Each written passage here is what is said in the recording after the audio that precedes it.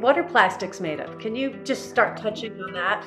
Sure. So plastics come from fossil fuels. That is one of the reasons why we're seeing so much plastic being developed now. As we're working to electrify our transportation grid, it's important for petrochemical companies to come up with new markets. When they pull hydrocarbons out of the earth, these can then be refined, and you get products like naphtha, and you get crude oil, and you can further refine these things into various kinds of plastic. There are thousands of plastics that can be blended, but what people don't always realize can cause a lot of troubles, and this is troubles in toxicity for humans and for animals, are the chemicals in the additives. So the additives help give plastic all of its different physical properties. It might make the plastic really harden and be crystal clear. Some of your bisphenols will help with that. And you've probably heard of BPA-free plastics. That is a bisphenol A that turns out to be an endocrine disruptor, and for a long time was used to help make products like baby bottles. So that was not regulated out of existence at the beginning. In the beginning, the story of BPA is that a scientist made a mistake. The scientist didn't make a mistake. A janitor used a wrong cleaning fluid on the mouse cages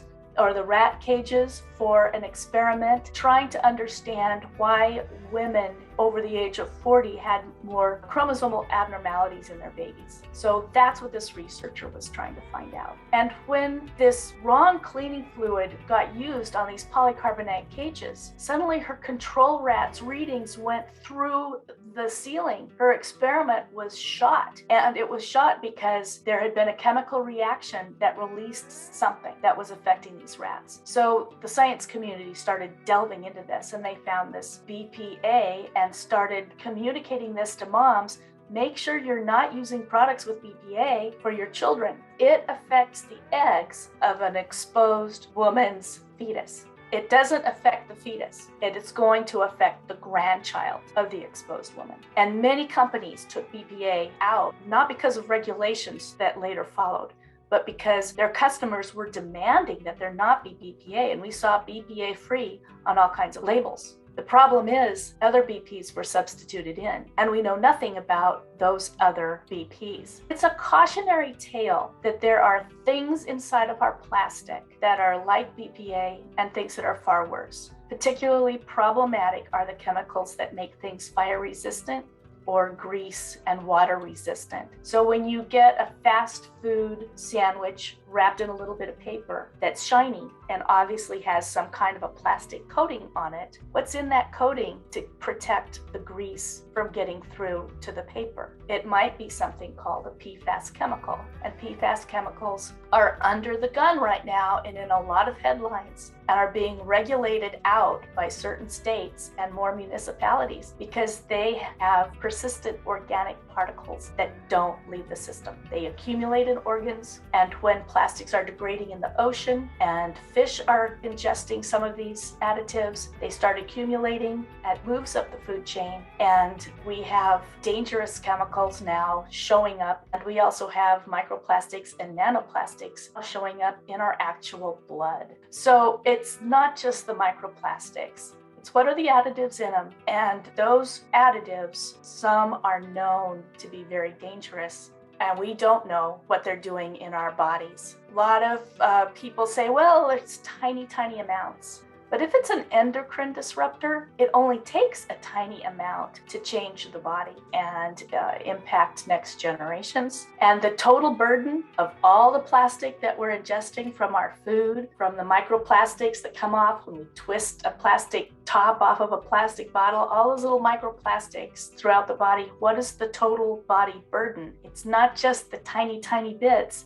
It's all the tiny, tiny bits. We learned about pesticides that used to be on our apples we ate, and all that stuff gets into our system, and then we had to learn to get away from that stuff because it wasn't healthy for animal, humans included. And now we have this plastic deluge of everything in our lives, and especially, and correct me if I'm wrong, but when that plastic is in any way heated up, it even releases more.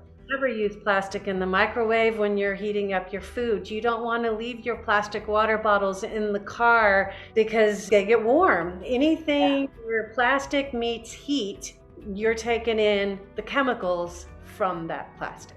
It sounds really scary, and the two takeaways that I would offer are this: avoid plastic when you can, period, regardless of the recyclability of it. Don't heat it, and don't expose it to super acidic foods. You wouldn't want to put your tomatoes or your salsa or high acid foods. That also tends to increase translocation of the bad stuff. I scan the research from the peer-reviewed journals every month. New stuff is coming out about scary things in plastic, but also about ways going forward to try to find substitutions or alternatives that aren't actually worse than the plastic themselves. So there are a lot of very smart people working very hard to find sustainable and healthy alternatives. And it's our job to keep educated because it's not an easy topic. It's hard to pass laws on complex topics. So becoming educated doesn't just help you, it also then can help when you go to the voting booth and are looking at changing what kinds of plastics are accepted in your state or nationally, and helps you to vote in a way that's going to help make our planet safer. We'll leave it at that. That's a perfect ending.